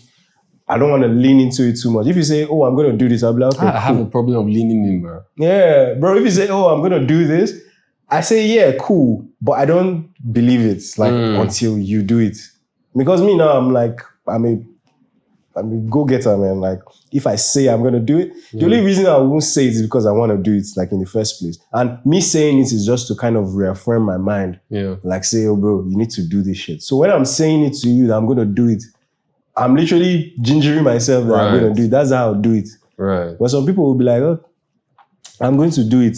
I'm like, okay, cool. Because, you know, I work out. So people usually, I tend to hear things like that, like, oh, I'm going to start working out soon. And I'm like, okay, cool. Because I've met a lot of people that will be like, I want to work out, but they just never work out. There's a friend of mine that in uni back then, so I used to wake up in the morning to run around school and short, because I like running. And so he would tell me, like, wake me up when you're going, because I used to go like 5 a.m. And so, like, you know, so days will pass and I don't wake him up, and then he'll be blaming me, like, you're the reason why I'm not working out. They play. I'm like, bro, you don't want to go now. I swear. Oh my God. That's just the stuff, man. So it's very interesting working with people, man. I think I've become a calmer person. Over time, right? Yeah, like working with people. Like before, I used to, and I've learned to give myself more grace working with people. Yeah, you have to actually. Before like even till now, to some extent, I'm very hard on myself. Bro, like if you are working with people, you have to know that first things first is like if there's a deadline, they're not going to make that deadline. Abi, that's what you have to put mitigating factors so around. So you have to just make sure that you are making sure that you are helping them out the best way possible to make sure that they don't fail. Because at the end of the day, it's like they will try everything within their power to make sure that they do the work. Yeah. That's what being competent is. So like, if you know that they're not as competent as they should, you have to make sure that you help them mitigate. Or there's things that come up in between that may mess things up for them. You're trying to remove. Especially if they live in Nigeria. Yeah. Right. Like working with my people, like, sometimes even we're working on a video, you hear that their laptop crashed, or there's no light. Yeah. Or there's no the gens pause. It's like, all my brain is just.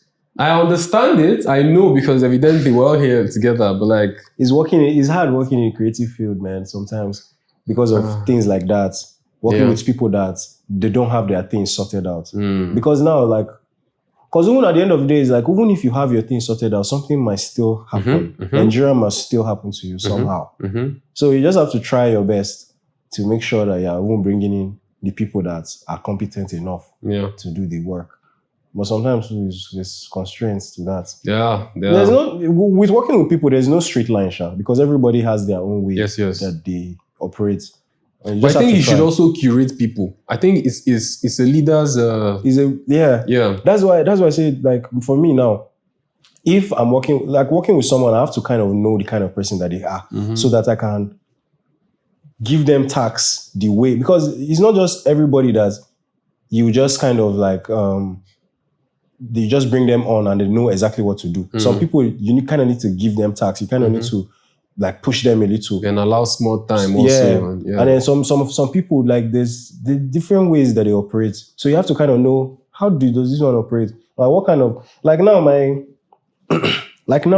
my content creator, he could come up with content by himself, quite all right. But he's best when you give him the content to create. That's if I have a content idea and I type it, Lanian, how far? There's this content I want to do. I'll give him the header. He'll just generate something. So that's how best it works. But if I say, bro, Lanian, you have to create 5 contents for me before the week ends. On Saturday, me and him will have issue because he hasn't created 5 content. He'll be like, there was no light. My phone was not working. My this was not that. But if I give him 5 content ideas, best believe on Saturday he's going to give me 5 contents ready. So that's just, you get me? So if I keep every day, I keep pushing him, bro, you have to do 10, you have to do 5, you have to do 7. He's not going to do any of that shit. But if I tell him, these are the ideas for the content that we should be creating, he's going to come up with it. Or even if I give him, I say, okay, this is the content, please expand on it. He will do that. So that's it. And then even the content strategist type, before she sent in the content calendar, it was an issue. It took like 2 weeks from the ginger me and her spoke with. She came with so much energy, like, oh, don't worry, this is gonna be here, this is gonna be here, this is gonna be here. When she sees it, she's gonna be here. Tell me, one thing I would say, like, anytime, any day is, bro, if I've made any progress in my business, it's because of people I'm working with. Right? Gladiators. Same. Recently, like, when I look at the page now, and I see what's going on, it's like, man. I mean, with my team, I can play Real Madrid, though. I deal with it. I swear to God. Put 5 aside. I dig it. Gladiator. I swear, bro, they are going hard. When I see this stuff, I'm just like, man, I'm so happy. Because now it's just, this is something that I thought about that is like alive now. And like, sometimes, but maybe I'm on the moment of like, on the P of like sourcing out, maybe like for guests now, I'm texting some people, and I'm starting to enjoy that actually, to reach out to some folk and everything. But like on the group chats, because we use different other platforms to like communicate with clients and all that. And I see like messages, boom, boom, boom, boom, boom. And I'm not even in the mix. Yes. Oh my days. I'm like, listen. Like now, like this. The reason why I do like this, that time, because I saw a message that they sent in the group. I'm like, these niggas are talking on the group. And they said something that didn't sit with me. I'm like, you guys are even gisting. Then sometimes they're just gisting on the group. And I didn't even impute. Yes. And then I just go on IG and I see that things are being done. It's like, smooth. Yeah. I love greater joy. I love it. I can't even lie. I love it. Like the first time they were chatting and my phone was going off and it's from the group chat. Like, man.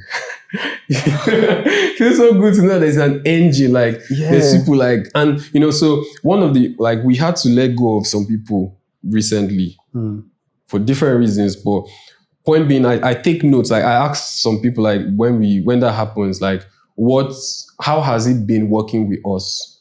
And the lady was telling me, it's like, working with Hik and Co, she has now tasted what structure looks like. It's like, wow. It suits you. That was in my head.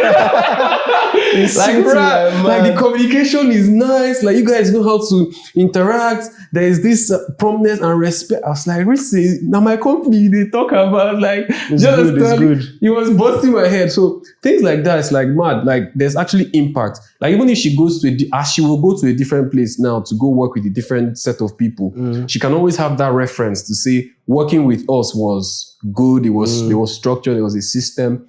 And I think that's one of the things that I pride myself on is working with teams and creating plans and schedules and all of these type of things, right? Many of the things I will put, admittedly, they are seemingly unrealistic timelines, right? But if you meet it, it becomes art. Yes. I swear. There's this thing you just said now. There's something that happens when you're like making a plan. And then your higher self just kind of tunes into, okay, this is what will work best for this. And then sometimes you're just you being you, or just you being a human being. We just try to maybe fall short of like maybe a timeline or something. But then when you just hold yourself to it, you just know, okay, this is the plan. I don't know what's really going on. I don't know if I'm going to be able to achieve any of all these extras. But as soon as I finish my plan, that is, I go from A to Z. It just works out. And the reason why that works out because it was a plan. So I fuck with it, man. Yeah, absolutely, man. I mean, I'm actually I'm looking forward to the moment or the season where I have like mad resources coming. Because brother, the things I want to do, bro. I feel you. You know, and even myself, like I'm on that, like, you know, as a founder, every time you always just think about that capital that can come to change your life. Listen, I want to make my company sexier than Shell. Like, do you understand? I want people working with us and create, especially in this creative realm, in marketing, in in communication, because we work in marketing and communications. Like,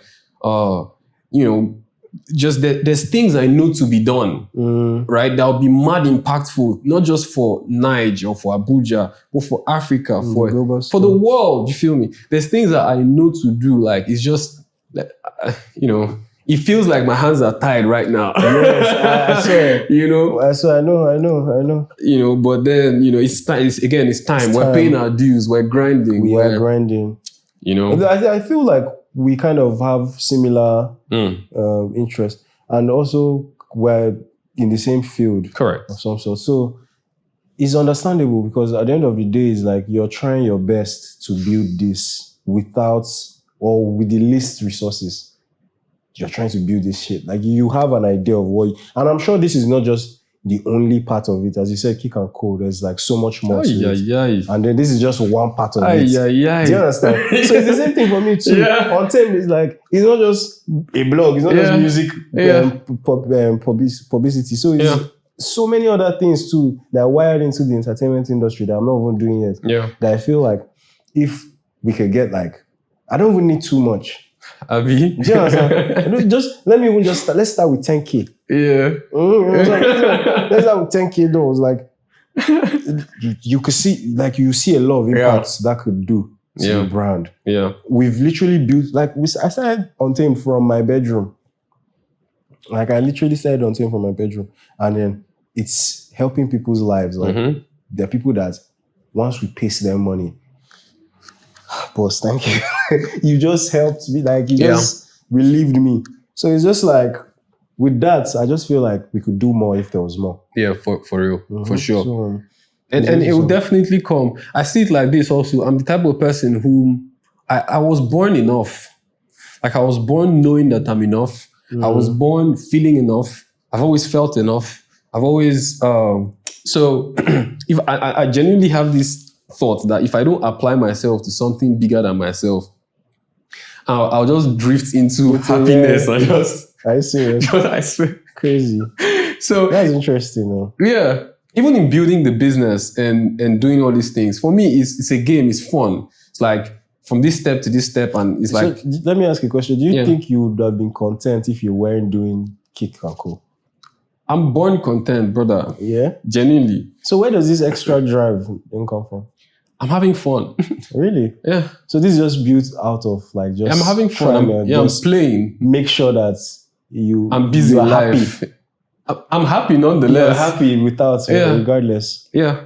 I'm happy nonetheless. It all just feels like fun to me. Like, oh, people will come and, I'm actually paying salaries. Mad, dude. It's like, I'm actually starting a podcast. Crazy. It's like, just like the whole thing just feels like, I'm playing. Like, life is just, because I think on a cosmic level, on a very grand level, right? And I see a lot of things. That's actually this is like a very interesting way to look at it, to be fair. Yeah.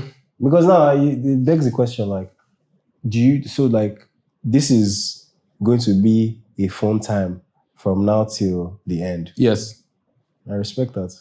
Yeah. I don't see it as grind, Maybe I should adopt that too. I should think about it as fun too. Because there's sometimes too where I hold myself like very accountable for like where I'm at in life. Yeah. Where it's like you're not on that 100 yet. You're still getting to that 100. And sometimes you just think about it like, I hope I didn't, as you said earlier, I hope I didn't mess this up. Yeah. Or I hope I didn't do the wrong thing. Yeah. Or I hope I didn't make the wrong choice. You just have to kind of believe in yourself, right? So I actually think that's something I should take on. I should think about it as fun. Yeah. Because I believe in myself. I've backed myself this long. How about you? I should not think about it as I should think about it like, we're just having fun here. Just having fun. So I this like me, I look at life as I don't know if you had any meeting like in the beyond world for you to then say we're coming to life or coming to earth. Nobody had any meeting. No, nobody did. I just came here. I was looking at you like, did you have a meeting? Because that would be crazy. Yeah, exactly. If you did. So like we're just here. Anything I do that perhaps don't sit, that is perhaps not the best output, everybody should just give me grace, I beg. I'm trying. Trust me, I'm trying. Because there's no manual to this shit. Trying. Do you understand? Like, for a while, actually I've always believed in myself. I've always believed in myself. I always believed in, achieving what I want to do. Like, I've always just felt like life is not, like, somebody shouldn't be telling me how to live life. Like, they shouldn't say, oh, you should be a doctor, or you should be an engineer, you should be... Me being a publicist or being a PR, it goes away from, like, what my dad would usually believe in. Like, what does he do? He's a gas engineer. He's an engineer. Okay. So he obviously would want me to be an engineer too. Something STEM related. Something that is just is structured. It has an industry and all of that. So me being like having music Untamed and then building my own business from scratch, where he's like, he doesn't get it. He just feels like, oh, you're just in entertainment or you're just whiling away time or wasting your time. He doesn't see it as, sometimes you could think about that and you'll be like, I hope this is not a mistake. Do you understand? Do you understand? So with that, like, I can actually hold myself on it and like believe that this shit is going to work out in the long term. And that's the best way I've been thinking about it. Like some of my friends, when you finish school and then people are getting jobs, people are doing NYSC, and then you're just not doing any of that. You're just doing your business. Yeah. And then sometimes you can just be thinking like, oh man, I hope I'm not failing. I'm not wasting time. I hope I'm not going to fuck up. I hope I'm not doing... But I'm thinking about it now, as you said, man, it's just fun, right? Yeah. But I don't want to also think about it like fun because like, what if... Because life is not a jamboree. Many African parents see, if you say you want to be a creative, it's like this Davido's line on Marvel's song. In their head, anything that you're talking about that is creative is like, I just want to chill and smoke it. That's what they are hearing. No cap. But like, it's like this. Every single structure in society is an argument that somebody made, and it just became so popular and accepted and adopted that it became status quo, became normal, became the thing to do. I swear. So I believe no one thing is right. Do you understand? It's the winner that writes history. You're right. No one thing is right and you're right. It's the one that writes history. Oh. So even the whole thing of, like, don't you feel like I'm educated? I don't have a PhD. I don't have a master's degree, right? But if I sit down and it's like, you ask me, can you do the thing? If I can do the thing, why not? Do you feel me? Yeah, 100%. Why not? Because even before I had my degree, before I had my own, I was already working. Even without it, like I was already doing work for people. I was already competent enough. Yeah. So just that belief enough, I was like, so I don't even need this degree thing you guys are talking. I just needed to know what I'm doing. Like I just needed to know the structure. I just needed to know the terminology and all that. I think for certain structures, there are prerequisites. Granted, right? If you want to be a if you want to do medical thing, I'd rather you go to school, please. Yes, you have to. You have to go to school, yeah. Do you feel me? Yeah. But like, there's certain things that, like, I used to tell people, like, me, I'm not going to do like a master's degree per se because I'm mastering life. Like I'm calm with stumbling and falling. Like, I used to say this thing, like, if you laugh at me, I'll perhaps follow you and laugh because two of us, we don't know what we are doing. I swear. Look up, your own is not better than my own. Like, you get, bro. Maybe not a lot of people adopt it the way I have adopted it. But I see it like there's nothing like failure. There's just time. If I was earning 50 million a month before and today I'm earning 10 million, for me, life goes in waves. So I'm earning 10 million today.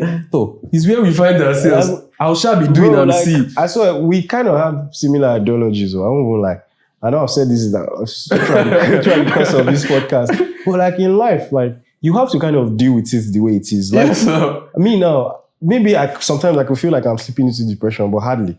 Do you understand? I'm not depressed. I just feel down that time. But and I also feel up sometimes too. So I can't start faulting that at life. Like, oh, life is cruel. It literally is life. Like, you're going to win some, you're going to lose some. When you lose some, you can't be like sad forever because you lost, you know, because you also won and you were happy.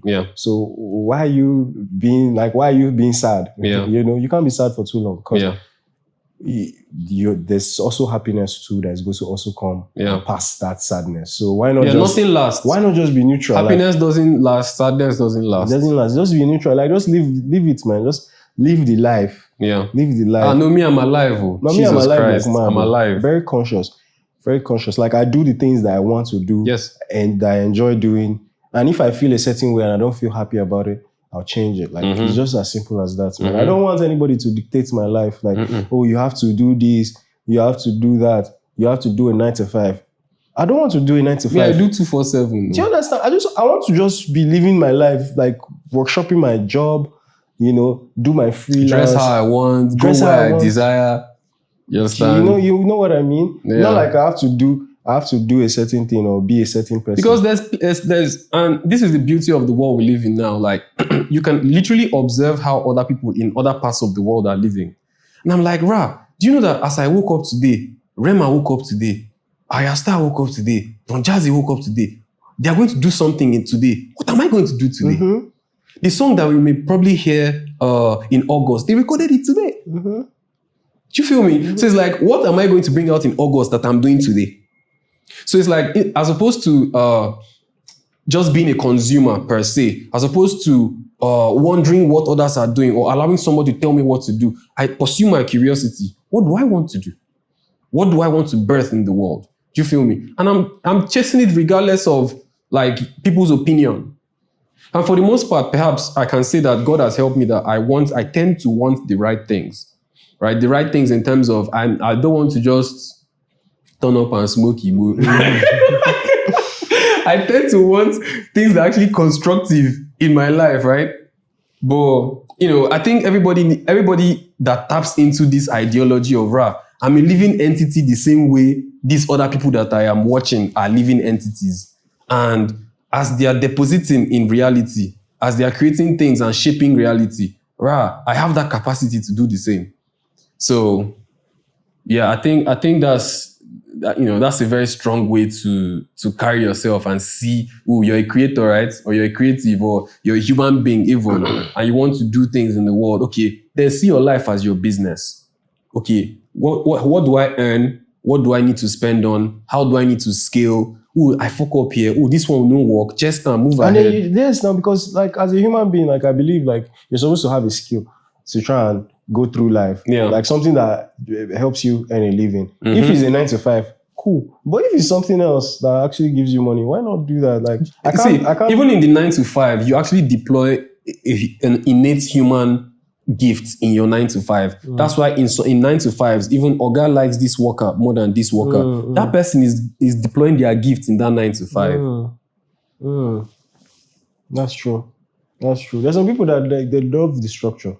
They love the 9 to 5. Like they love a 9 to 5 life. I mean, you can never be Misha. You get. I just think everybody to each their own, right? It's like whatever works for you, man. Whatever floats your boat. I think people should even like. I see 9 to 5 as the same somebody else's 247 in every 247. So when I said everybody's an enterprise, right?